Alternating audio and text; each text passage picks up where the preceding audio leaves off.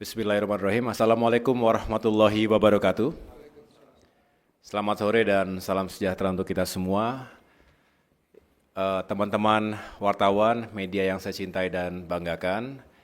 Sore hari ini saya diminta untuk menyampaikan keterangan pers setelah tadi melakukan rapat terbatas yang dipimpin langsung oleh Bapak Presiden Prabowo Subianto.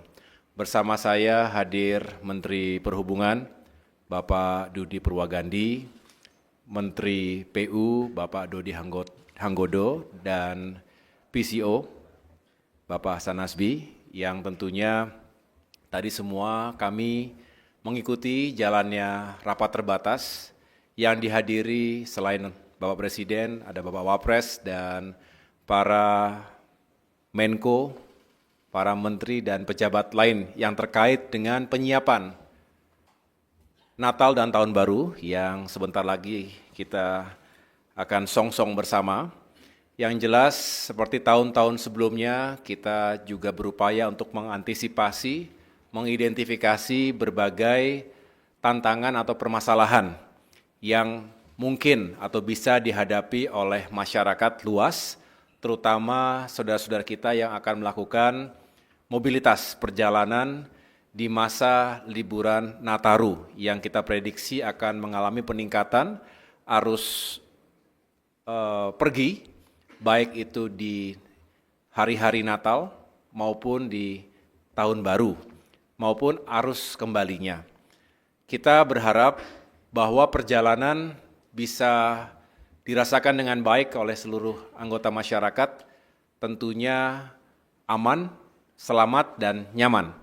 Oleh karena itu, tadi Bapak Presiden Prabowo menyampaikan dan menekankan kepada kita semua agar masing-masing kementerian dan stakeholder yang memang bertanggung jawab pada isu kelancaran, keselamatan, dan keamanan Nataru, terutama juga diantaranya untuk meyakinkan agar saudara-saudara kita yang merayakan Natal ini bisa beribadah dengan baik dan merasa aman dan nyaman.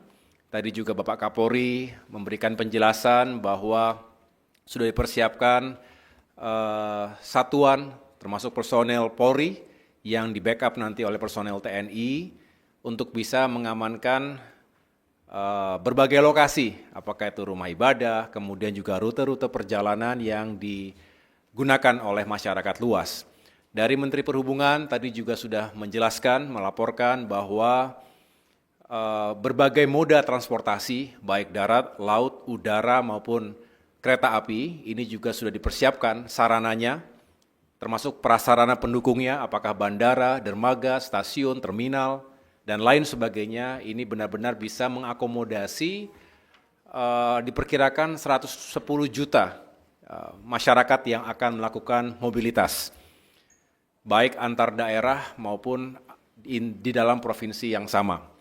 Ini juga akan terus kita kawal, kita monitor melalui command center, posko atau posko yang digelar di berbagai titik yang memiliki kerawanan atau kerentanan terhadap situasi yang membuat traffic itu perlu dikontrol lebih baik lagi. Karena nanti diprediksi ada beberapa titik kemacetan misalnya, apakah karena memang itu rute klasik yang memang harus dipersiapkan, tetapi juga di samping itu kita juga mengantisipasi jika ada cuaca yang kurang baik.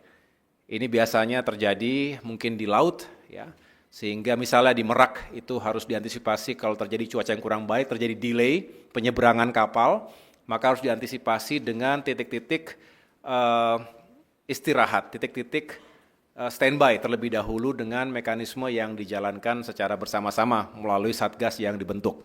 Dari sisi pekerjaan umum, tentu kita ingin meyakinkan agar fasilitas infrastruktur dasar termasuk jalan-jalan tol, jalan raya antar provinsi, jalan nasional, dan lain sebagainya itu juga benar-benar berfungsi dengan baik.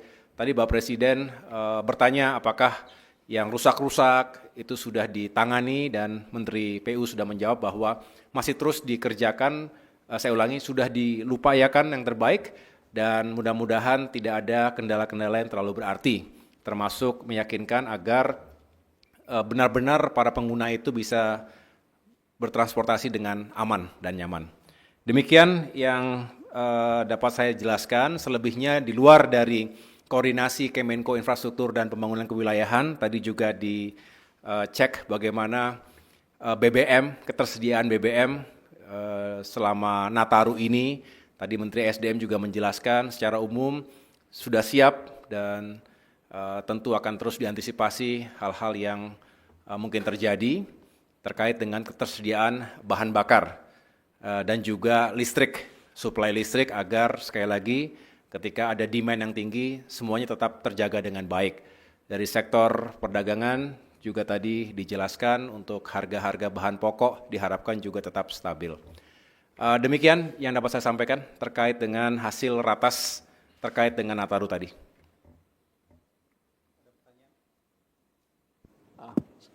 Terima kasih Pak. Saya Emir Pak dari CNBC. Sedikit aja Pak mau tanya terkait dengan tol yang difungsikan untuk saat Nataru nanti ada berapa dan di mana saja ya Pak? Terima kasih.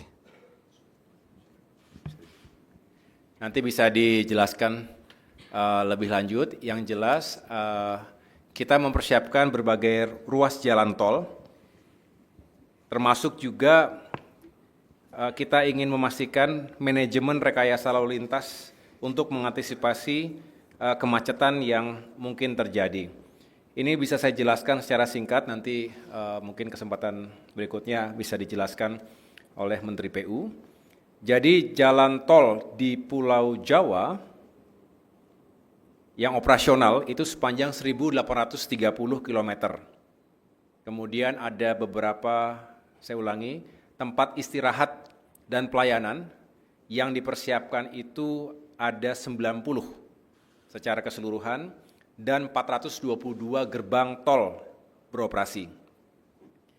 Kemudian untuk mendukung kelancaran libur Natal dan Tahun Baru, yang dilakukan antara lain yang pertama penambahan ruas tol beroperasi sepanjang 47,6 km di Pulau Jawa.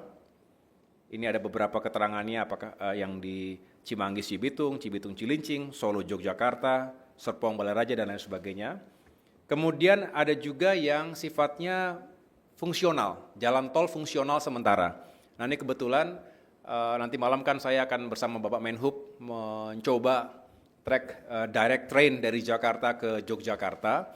Kemudian keesokan harinya saya juga akan melakukan pemeriksaan bersama Menteri PU di segmen jalan tol fungsional khususnya yang menghubungkan Klaten dengan Prambanan, kurang lebih 8,6 km. Karena ini sifatnya belum 100% sempurna, karena sifatnya fungsional, maka memang ada beberapa yang belum sangat optimal. Tetapi kami ingin memastikan bahwa walaupun belum 100% bisa dioperasionalkan dan masih sementara sifatnya, tetapi tetap kita utamakan keselamatan dan kenyamanan masyarakat pengguna jalan tol tersebut.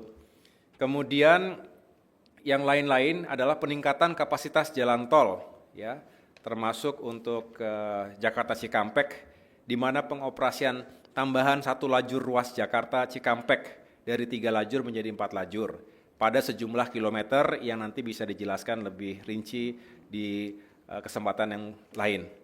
Saya pikir itu jaringan jalan nasional non tol di Indonesia juga akan terus kita persiapkan sehingga masyarakat nanti bisa traveling dengan lebih baik lagi. Cukup? Baik.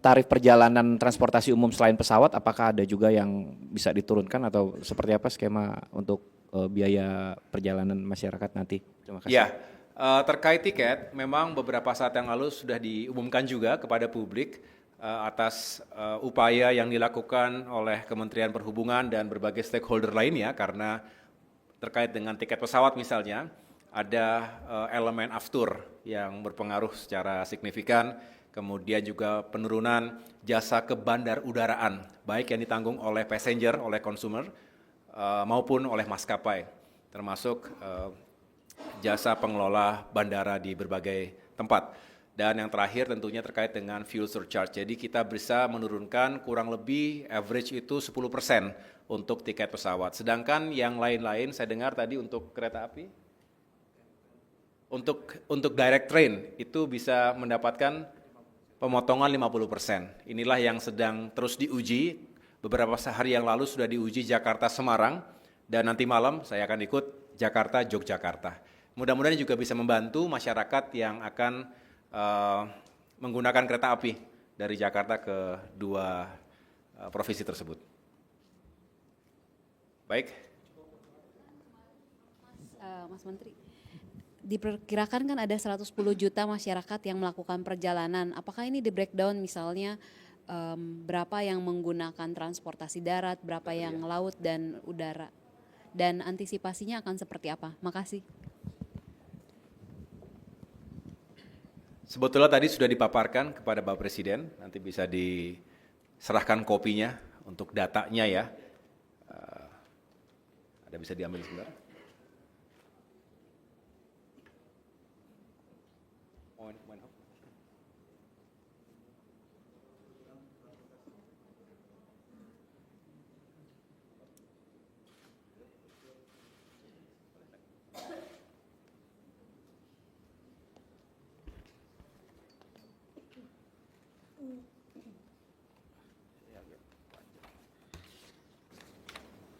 Baik, saya coba menjelaskan.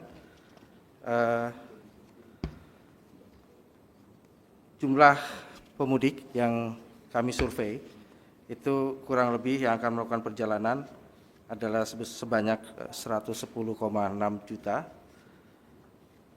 Kami memang terdiri dari beberapa moda transportasi, diantaranya adalah moda transportasi udara yang masih tergolong banyak, sekitar 8,2 juta. Kemudian transportasi kereta api 6,8 juta. Terminal atau ke darat itu 2,5 juta, penyeberangan 1,6 juta, dan pelabuhan 1,3 juta. Untuk detailnya nanti akan kami sampaikan juga kepada media mengenai jumlah yang akan digunakan oleh para, mengenai moda transportasi yang akan digunakan oleh para pemudik. Kurang lebih demikian untuk penjelasannya. Ada lagi? Silakan. Nanti bisa di share. Siap. Cukup ya, Bapak Ibu sekalian?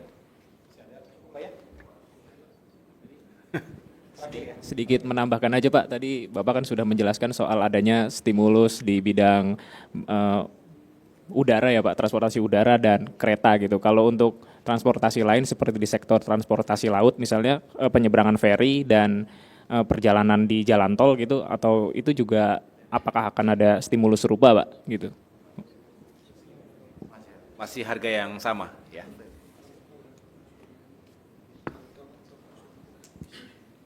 Tol fungsional gratis. Ada program-program kemarin juga kan, program-program yang Mudik gratis. ada beberapa program juga mudik gratis misalnya yang bisa diikuti oleh masyarakat dengan sejumlah rute yang bisa juga dijelaskan nanti pada kesempatan berikutnya oleh Menteri Perhubungan secara langsung. Oke, terima kasih teman-teman. Mudah-mudahan Nataru bisa berjalan dengan lancar dan kita semua diberikan keselamatan dalam melakukan perjalanan dan meningkatkan ekonomi secara bersamaan. Terima kasih. Wassalamualaikum warahmatullahi wabarakatuh.